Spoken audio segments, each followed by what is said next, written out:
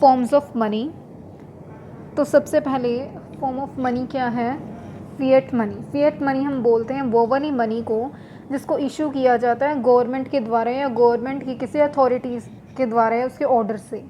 For example coins हो गए या पेपर मनी होती है जो करेंसी, ये सारी फिएट मनी होती है क्योंकि इसको गवर्नमेंट अपनी अथॉरिटी के अंडर इशू करवाती है। ठीक है, आरबीआई जैसे करता है इशू। एक तो ये तो हो गई फिएट मनी, और एक होती है फिड्यूशियरी मनी। फिड्यूशियरी मनी होती है जिसे एक्सेप्ट किया जाता है due to mutual trust between payer and payee. Payer होता है जो पे करता है और पेई होता है जिसको पे किया जाता है। ठीक है, तो ये हिंदी में बेशक यहाँ पर लिख लेना साथ में, पेयर और पेई के साथ। पेयर वो होता है जो पे करता है, पेई वो होता है जिसको पेमेंट की जाती है। तो इसमें बोला गया ये वो वाली मनी होती है जिसको आपसी ट्रस्ट, आपसी यकीन, एक दूसरे के बीच में विश्वास के कारण इस मनी को एक्सेप्ट किया जाता है। जैसे चेक हो गई, कोई अब बैंक से हम चेक लेके आते हैं तो वो गवर्नमेंट ने तो नहीं ना ऑथोराइज़ किया हुआ, जैसे प्राइवेट बैंक्स भी होते हैं, तो वो हम म्यूचुअल ट्रस्ट के कारण उन्हें हम एक्सेप्ट करते हैं। तो ये होती है फिड्यूशियरी मनी। उसके बाद है full bodied money.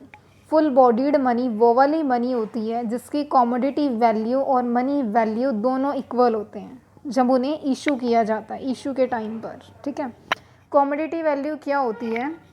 Commodity value का मतलब है जैसे मान लो कि कॉइन्स होते हैं, तो कॉइन्स की जो कॉइन अब किस चीज़ से बने होते हैं, जैसे मान लो मेटल से बने हुए हैं, तो मेटल की जो मार्केट वैल्यू है ना वो कमोडिटी वैल्यू होगी। या फिर अगर गोल्ड के कॉइन्स हैं तो गोल्ड की जो मार्केट वैल्यू है वो कमोडिटी वैल्यू होगी। और मनी वैल्यू क्या होती है?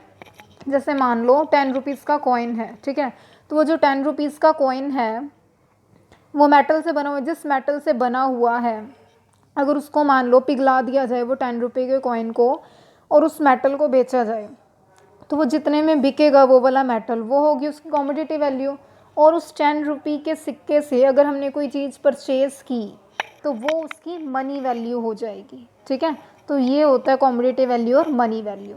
तो जब तो कमोडिटी वैल्यू और मनी वैल्यू दोनों इक्वल हैं करेंसी को इशू करते टाइम, मनी को इशू करते टाइम, फिर तो हम उसे बोलेंगे फुल बॉडीड मनी। ठीक है, और क्रेडिट मनी कौन सी होती है? जब कमोडिटी वैल्यू कम है और मनी वैल्यू ज़्यादा है तो वो क्रेडिट मनी बोलेंगे उसको हम।